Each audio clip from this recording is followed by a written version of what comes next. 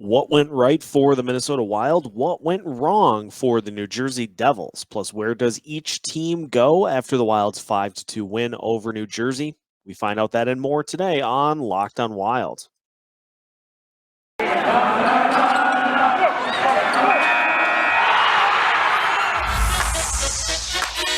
You're Locked on Wild, your daily podcast on the Minnesota Wild, part of the Locked On Podcast Network, your team every day.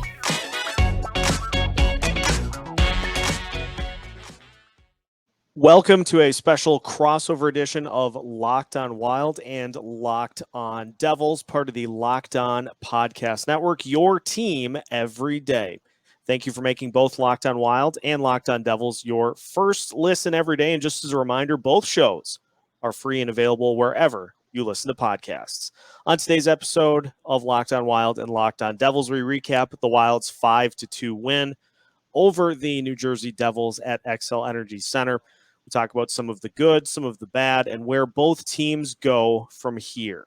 My name is Seth Topal, host of Locked on Wild, joined by Trey Matthews, host of Locked on Devils, to recap the game against the Devils, in which the Wild won 5-2.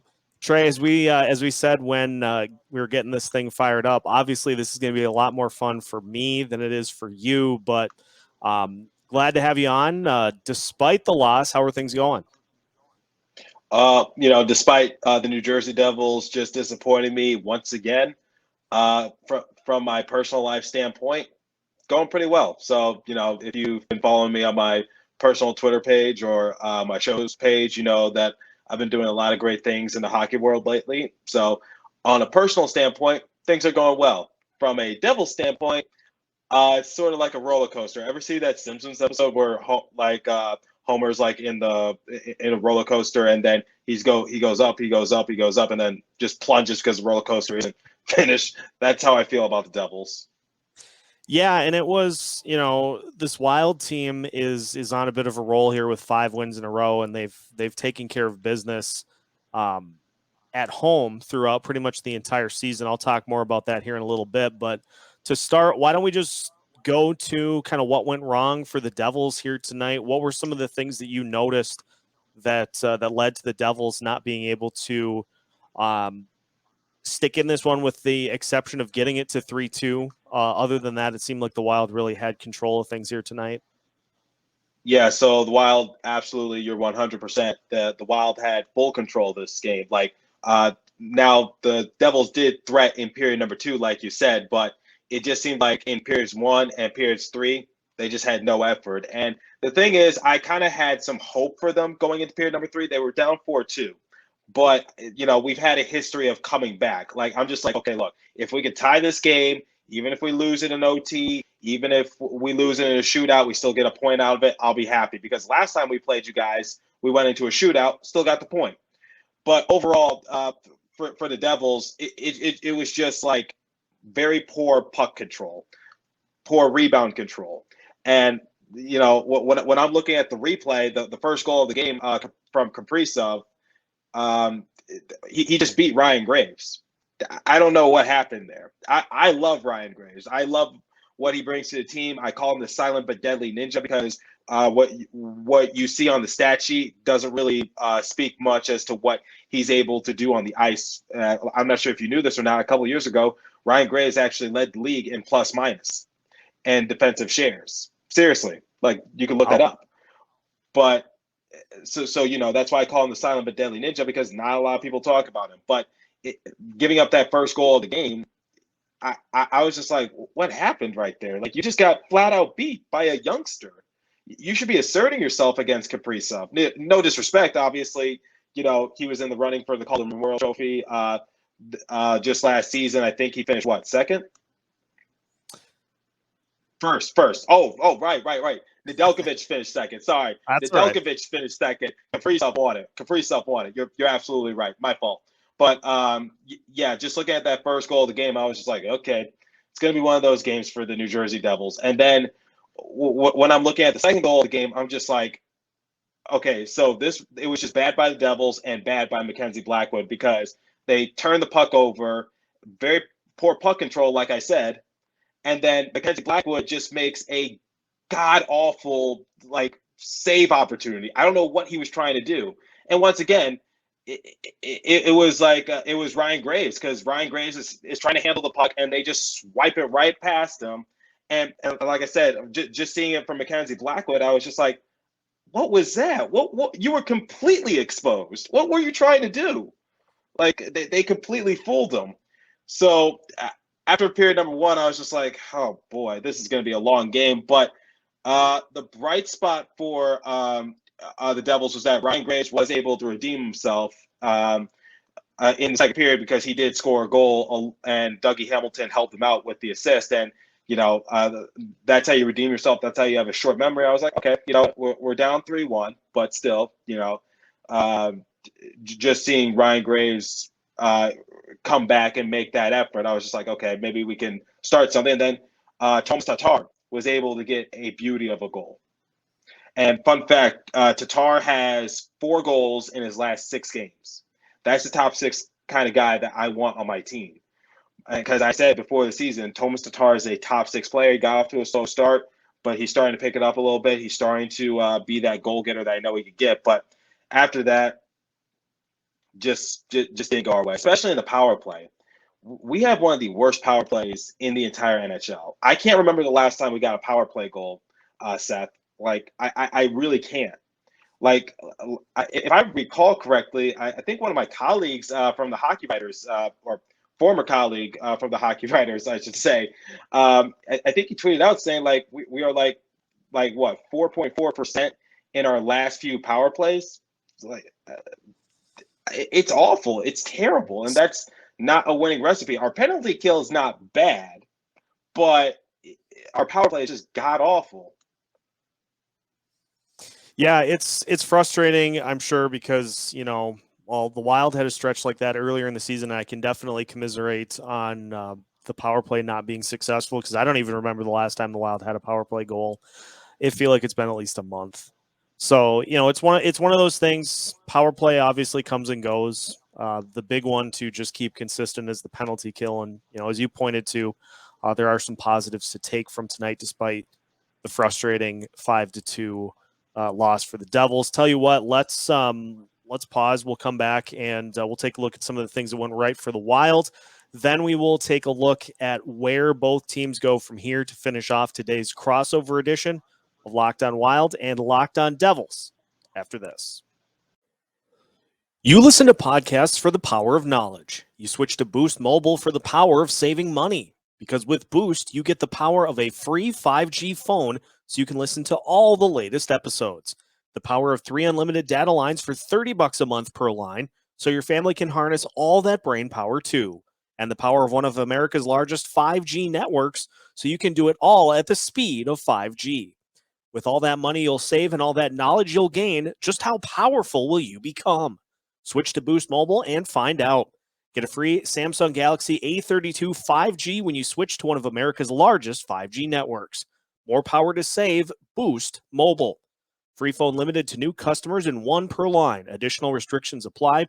Offers and coverage not available everywhere or for all phones and networks. See boostmobile.com for details.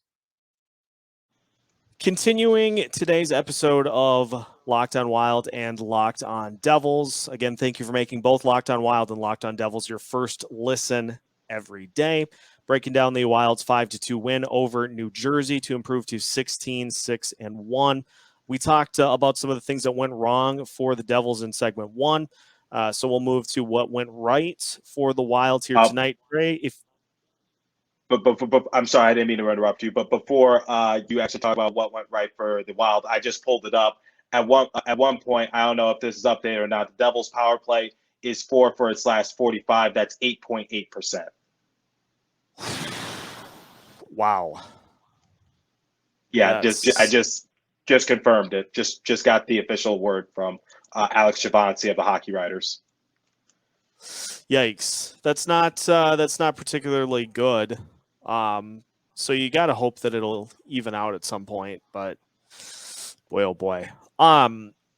Did you have anything, Trey, from a Wild perspective that stood out to you tonight? Otherwise, I can just hop right into some of the things that I noticed from tonight's game. I mean, you guys are top in the Central for a reason, and you asserted yourself early. Period number 2, you slipped up a little bit, but you didn't let that bother you. You scored 2 goals in period number 3 to close the door.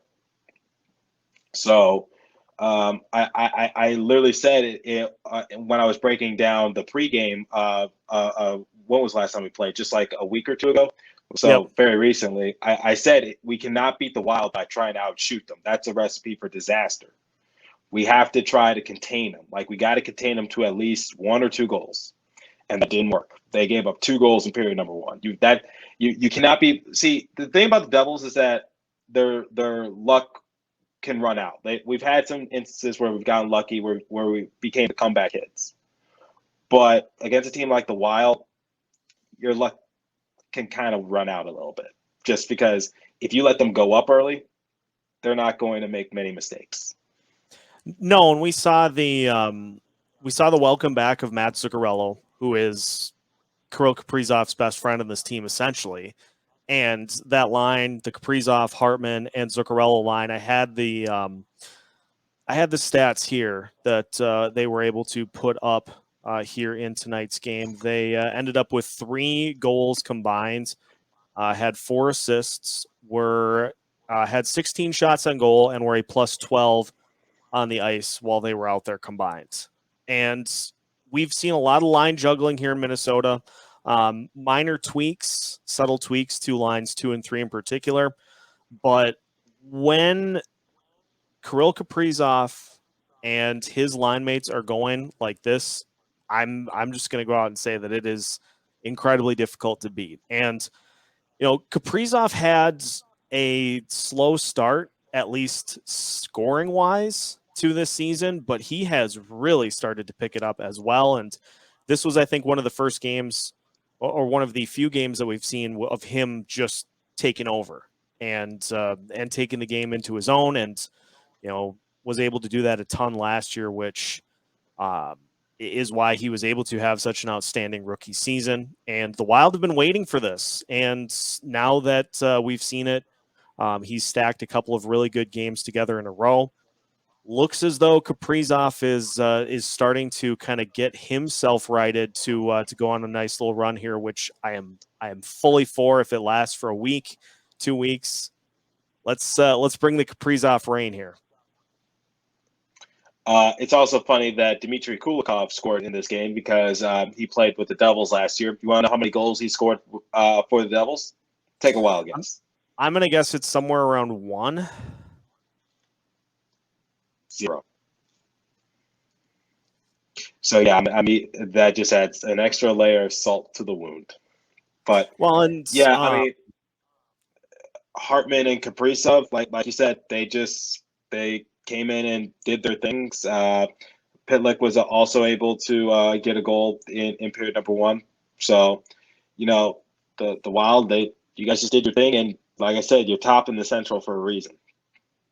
Yeah, and the other thing I wanted to point to, because it was interesting that Kaapo Kahkonen got a second consecutive start.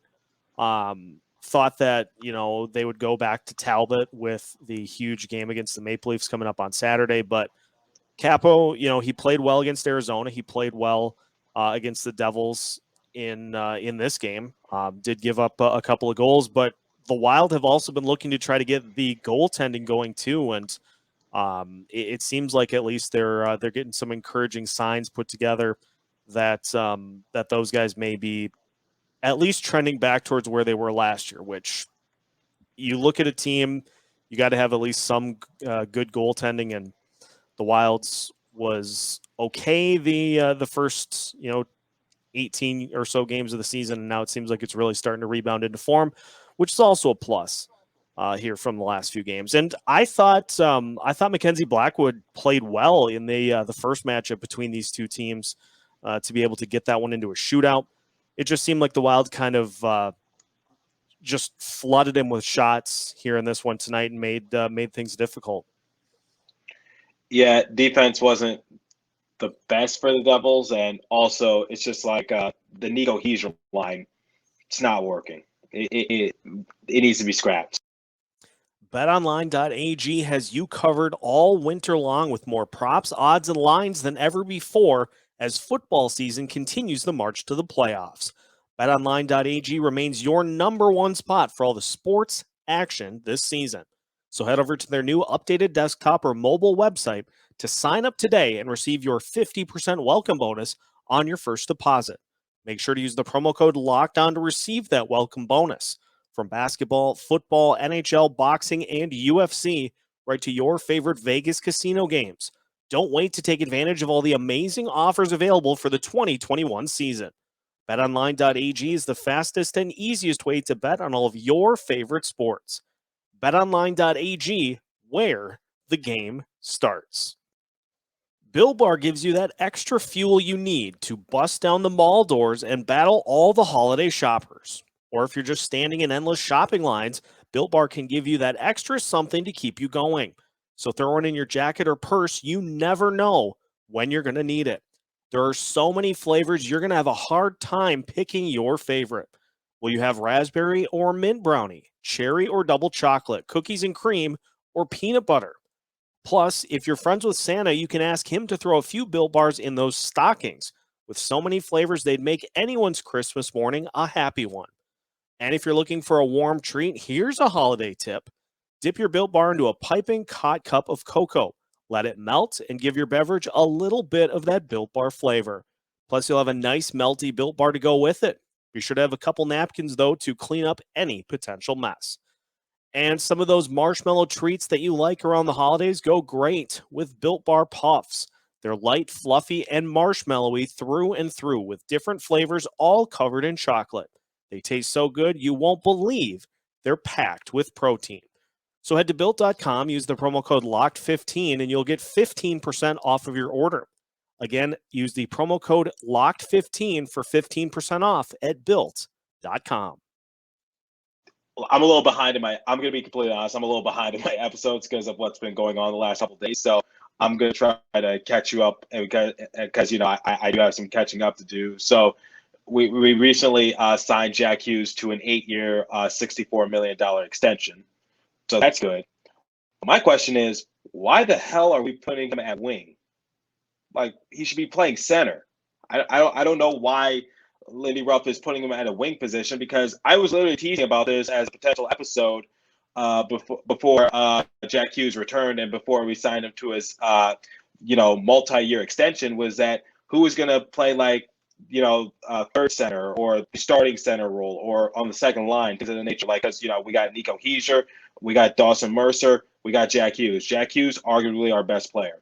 Then Dawson Mercer in the run for the Calder Memorial Trophy. Most likely won't win. Most likely will go to Lucas Raymond or Mo Seider, barring anything catastrophic happening. But and then we got Nico Hischier. He's the captain of our organization.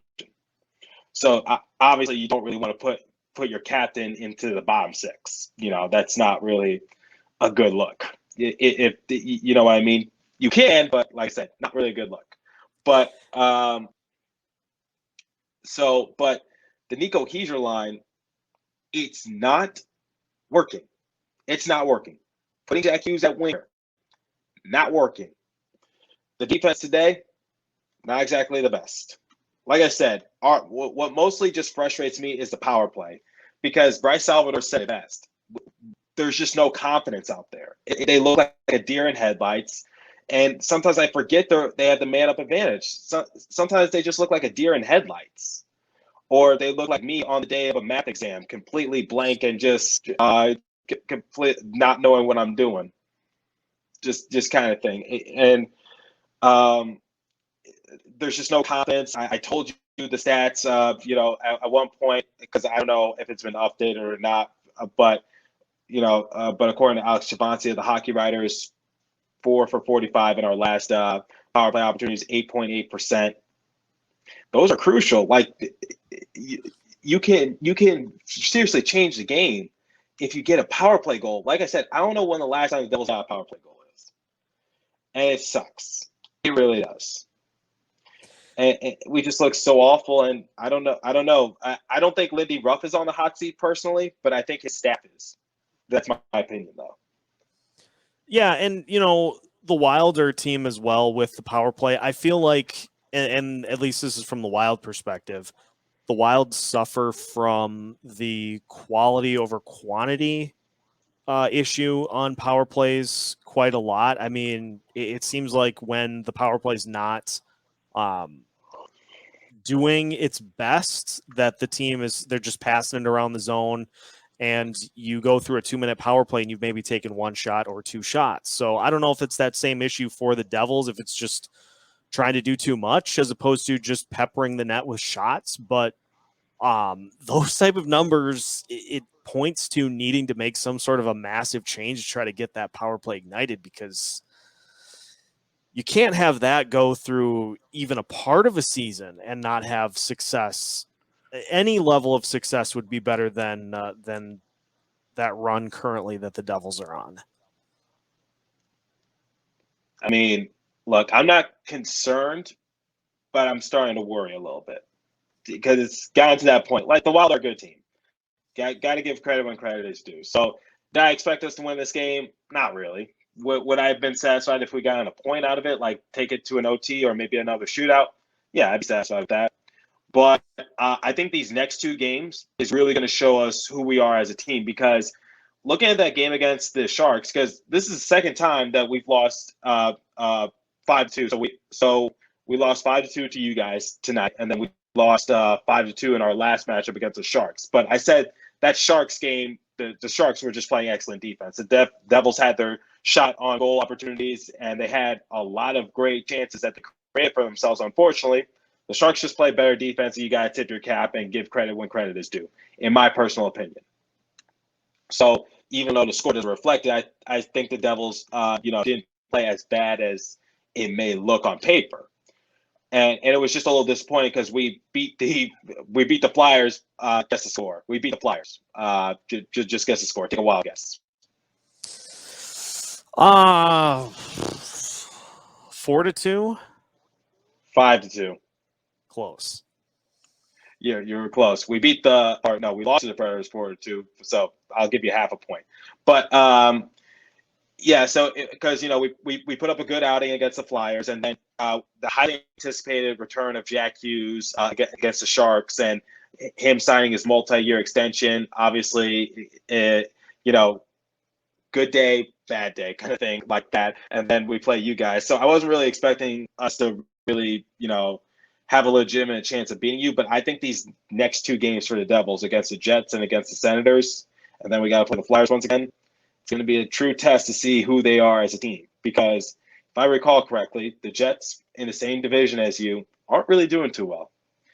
Senators aren't doing too well either. So if the Devils fail these next two games, then if I'm Lindy Ruff, I'm starting to sweat a little bit of bullets. Personally, I don't think he's the issue, but I think his staff is definitely on the hot seat, especially Mark Recchi. Yeah, and it usually, we usually see that with coaches where if they're not necessarily the ones that take the fall for a team underperforming, they definitely have you got to reshuffle the staff, bring in some new assistants. But the Jets definitely a winnable game. We have had some nice success against the Jets over the last couple of times we played them. And yeah, the Senators they're going in the absolute wrong direction. So if you want to try to get the season back on track, those are games you got to have. I am fully looking at Saturday's game against the Toronto Maple Leafs. That will be the toughest game the Wild have had so far this season, outside of probably the Florida Panthers. And, it's going to be one of those heavyweight bout type matchups between two really, really good teams. I'm expecting it to be fairly high scoring with what Toronto brings in. The Wilds can keep up with that, which is nice compared to where they've been over previous seasons. But the road doesn't get any easier. I took a look yesterday at kind of what the Wild have coming up in December. And you've got Toronto, you've got Edmonton. The Dallas Stars have won something like, I think, 9 out of their last 10. So they're going to be tough, and Florida as well. So the Wild have met the challenges that have been put in front of them so far this year, but December is going to be a tricky one for this team. And if they come out of it relatively well, then it's further onward and upward to hopefully a playoff spot within the Central Division. But I don't want to get too far ahead of myself. Yeah, me neither, because I always say that the Devils could potentially be a wild card team. And here's the thing. I totally get what you're saying about having a tough schedule, because I remember I was really nervous like during the mid of this month, because we had to play the Panthers, then we had to play the Lightning, then we had to play you guys, and then we got to play the Predators. So, the Panthers, one of the hottest teams in the NHL. Then the Tampa Bay Lightning, back-to-back Stanley Cup champions. And then you guys, tops in the Central. And then the Predators, not exactly a team you want to sleep on. And, I felt like the record, they just had a couple tough games in Canada against the Maple Leafs and the Canadiens. So I was just like, don't let that fool you. They're still a pretty solid team. And so I totally get what you're saying about just being nervous about like a tough schedule. And the thing is, we did that whole stretch without Jack Hughes. In fact, we've been playing most of these games without Jack Hughes. This was Jack Hughes' first road game this season played. So because he got injured the second game of the year when the Kraken came to town. So we've been able to tread water in terms of just staying relevant, not falling to the bottom of the Metropolitan Division. But now that we have Jack Hughes back, it's time to take it into another step. It's time to drive it forward. Now, I get it's going to take some time because Jack Hughes hasn't played in a while. Like, we're in late November. He got injured in mid-October. He was out for 4 weeks because of shoulder injury that he suffered thanks to Lawson. But at the same time, it's just like the Devils have tread water, and, we've won the games that were necessary. We've avoided going on long losing streaks, and even if we are on a losing streak, we've been able to muster up maybe a point here and there just so it's not as bad as it seems. But now it's time to take it into another gear. It's time to take it to another level. And like I said, playing against the Jets, and then once again in Senators. Our game, Senators. I'm sorry. My mind went blank. Thank you. So going against the Jets and going up against the Senators is going to be crucial for us, just because here's some easy teams that you can beat. Here's some things you can adjust. Here's some things that, you can try. If you want to keep Jack at winger, fine. These are the games to do so, to see if it works. If it doesn't work against these teams, it's not going to work against the top tier team. Guaranteed. So going up against these next two matchups, and then we have to redeem ourselves against the Nashville Predators after the Senators game. I'm curious to see what's going to happen for the Devils. But so far, power play has been awful. Jack Hughes at winger has been a question mark, and something that I don't think I want to see, nor the fans want to see. I don't know what I think we're just trying to avoid the inevitable of moving Nico Hughes down to the bottom six. And so power play, Jack Hughes, and Nico Hughes' line. Those are some question marks I have for the Devils right now. If they don't get that together, then this season is already over, and we're not even at mid-December. We've only started December. Well, there's time to turn it around, and so hopefully the Devils do, and hopefully on the Wild side of things, they keep it where it's at right now and just keep rolling through. I think that's going to do it for today's crossover episode of Locked on Wild and Locked on Devils. So now that you are done with your first listen here today, make sure to hop over to the Locked on Bets podcast to get the lowdown on your favorite teams and their matchups throughout the course of the season. Also, make sure to follow Locked on Wild and Locked on Devils wherever you listen to podcasts, available on every platform that you listen. Make sure to follow both shows on social media as well. We're keeping you as up to date as possible on the Wild and the Devils with new episodes every Monday through Friday as part of the Locked On Podcast Network.